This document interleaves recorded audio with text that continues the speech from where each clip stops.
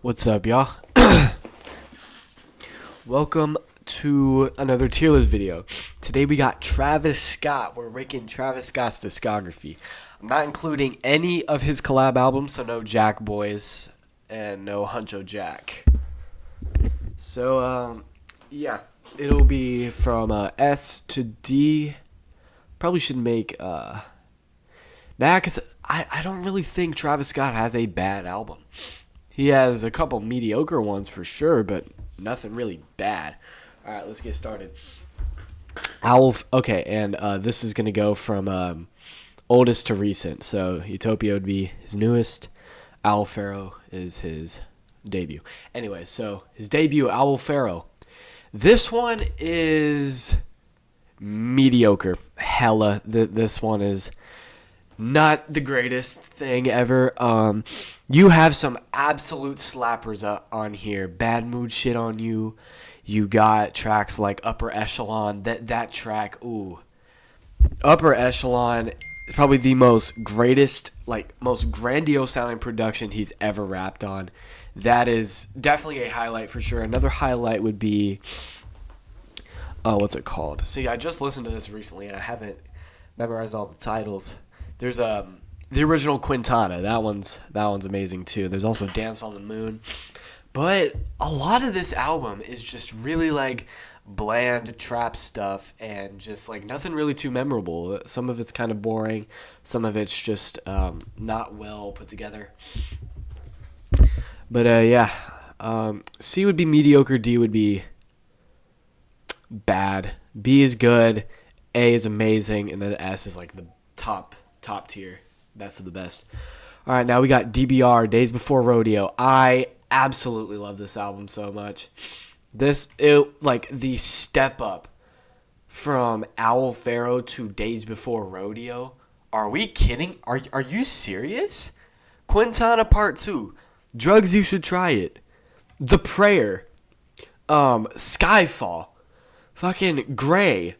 Sloppy Top. Like, bro. The highlights on this album are so damn high. You have a couple stinkers like Zombies. Pretty sure everyone doesn't like Zombies. Then you got Back, which mediocre at best. But dude, the production he was rapping on. Oh, Mamacita too, with Rich Homie Quan, I think. Yeah, I think he died. But yes, the highlights on this record absolutely slap. Quintana Part 2, just as grandiose, if not better, than the original Quintana. But yes, he collabed with Metro Boomin a lot whenever he was first getting started. So this album slaps pretty much all the way through. It's going in S tier. Rodeo, again, changed the sound of trap forever with this album. Arguably his greatest. What else is there to say that people haven't said already? 90210. Fucking Antidote. You got Oh My Dis Side. Maria I'm Drunk. Impossible. Apple Pie. Like, there's not a single miss on this album. There's not a single one. The closest one you could get would be Flying High, but that song has been growing on me a fuck ton recently. Another thing, Never Catch Me is a top 5 Travis song. No one ever talks about this song. No one ever mentions it whenever Rodeo's being brought up. They always bring up 90210, 3500, Pornography, Oh My Dis Side, songs like that. They absolutely never bring up Never Catch Me. And I was watching an NFR video. He ranked, whenever they were ranking the Travis Scott songs, They put Never Catch Me at 80. I'm like, how? The atmosphere on this song, the melody he catches, it is absolutely just phenomenal. It is like transcendental in a way. The melody he catches, bro, falling off, yeah, falling off. Like, that is so catchy. That is so electrifying. It is so amazing. This is a top 5 Travis song ever. But yeah, just the highs on this album, the influence it's had, he changed the sound of trap forever with this record. Of course, it's top tier. Then you got Birds in the Trap, Sing McKnight. This one is often considered his worst, his weakest. And I can kind of see that, honestly. You have so many... this is probably the album with the most skips, in my opinion. Wonderful is not great. First Take is not great. Beebs in the Trap is not great. Like, I just feel like these are just like watered down leftovers from Rodeo. And he's just like including a lot of pointless songs, like the ones I just mentioned. The End. Another top 10 Travis song. Bro, that Andre 3K verse, it gives me chills. He just slides on that absolutely fast-paced production so well. The atmosphere on that song, especially in the beginning, absolutely incredible. You like whenever Andre 3K starts his verse, you just feel like you're traveling at 1,000 miles an hour into space. It is so wonderful.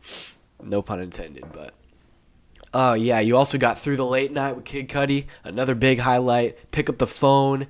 You also, what was another one? Outside, that's probably one of the darkest productions he's ever rapped on. You also got Sweet Sweet. That one's catchy. But, like, you have a lot of pointless songs on here. Like, you have, like, really high highs, like The End and Through the Late Night. And then you also have really big stinkers, like Lose really isn't that good. Beebs in the Trap, as I said before, as well as Wonderful. Wonderful. I feel like that's a hot take for some people. The Weeknd feature really isn't that strong. He doesn't sound good with autotune whatsoever. But yes, in conclusion, this album is just a mixed bag of really pointless songs that should have never been on this album and some really great highs. All right.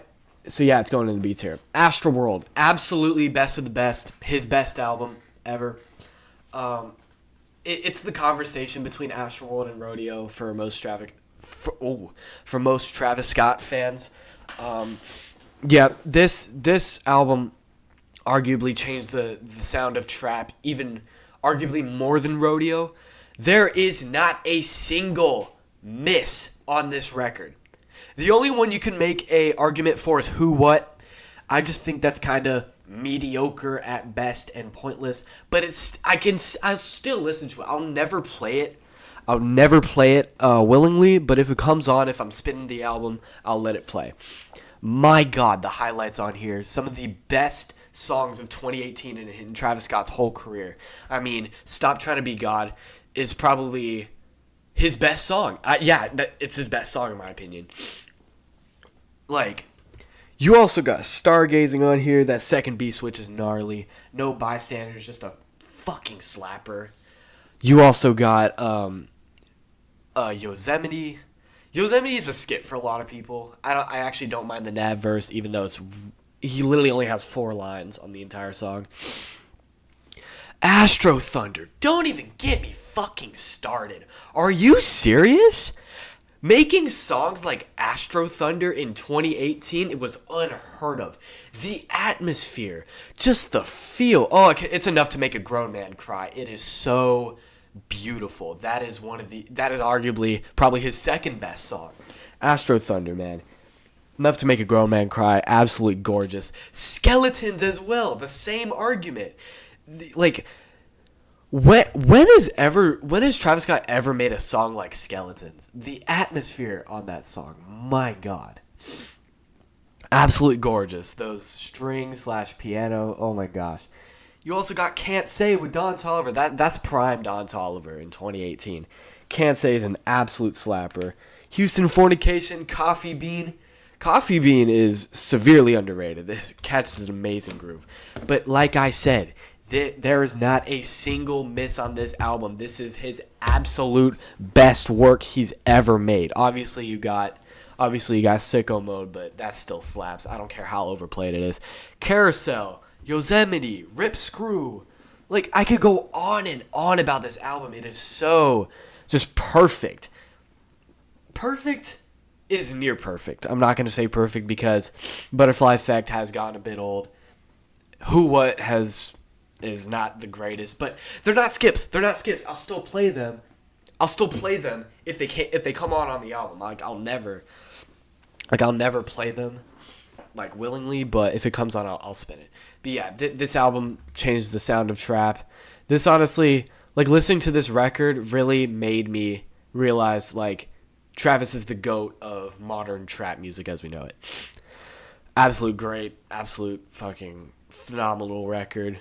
I encourage if y'all are new to Travis Scott, this is where to start. There are so many accessible tracks that I think a lot of people would love, even if someone that doesn't like trap.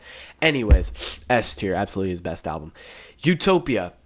This one grew off me over the years. I'm not gonna lie.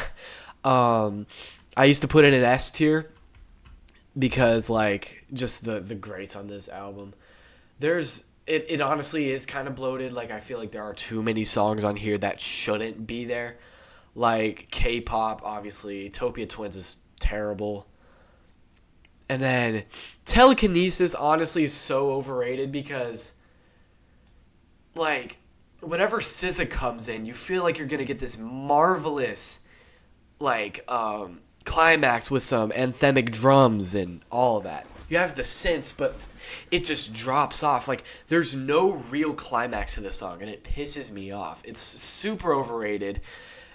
I think the song is way too drawn out as someone who listens to Swans complaining about a song being too long from Travis Scott of all people, but it really is overrated. There's not much going on.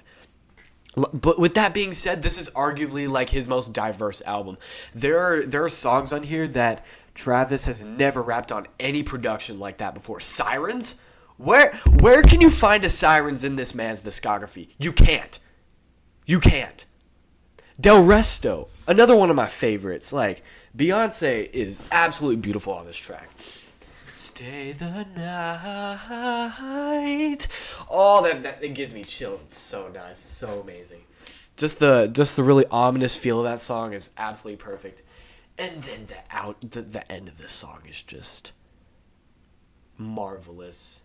That like, I'm a sucker for songs with atmospheric sense, and that just proves my point. It is so amazing and great. And now you will report to me.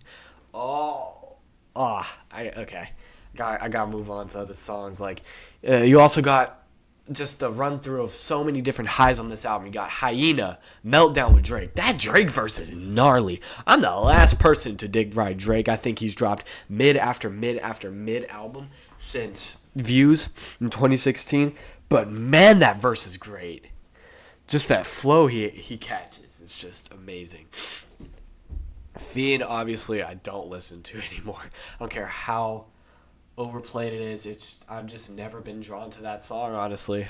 I think this is the first album I've ever listened to, and I believe it was a couple months after it came out. I started getting into music. Travis Scott was one of the first ones I decided to get to, but yeah, wasn't fucking with Fiend whenever it first came out. What other highs do you have? Till Further Notice, probably a top 10 Travis song. Probably the most perfect outro he's ever crafted. Like, the entire feel of this song, it just like creates a feeling of like questioning for the future. What will you do? Well, wait, how did it go? Where will you go now that you're done with me? Like, it's just the perfect feel for the outro, and we still have yet to have another solo album from Travis Scott since 2023. So absolutely amazing. James Blake, his voice can make a grown man cry. His voice is absolutely phenomenal. But yes, in conclusion, you have some really pointless songs on here. It's kind of bloated, but the highs are so amazingly high. Circus Maximus too. My God, probably the best production on this album, as well as Sirens, I would say. You also got Schizo with all of the beat switches, which I'm not the biggest fan of. I think it draws out quite a bit. But yeah, this album's very good. There are a lot of pointless and overrated songs that kind of hold down the album a little bit, but the highs are still amazing, and they still carry this album quite a bit, so it's going in A tier. All right, guys, that is the Travis Scott tier list. Imagine I record this video and post it right before he drops another one, and then I have to redo the whole thing. Well, yeah. Let me know which artist I will do this for again. Next video will most definitely be the last Dream Theater album I listened to, and then I'm gonna make the. My mic fell over. Shit. I'm gonna have the task of ranking every Dream Theater album. I'm super excited to make that video. Dream Theater is my all-time favorite band, and yeah, Falling into Infinity. That's what it's called. Album reaction coming soon, probably later this week or a couple weeks from now, because I've been busy. I just started a new job, so yeah. All right, see you guys.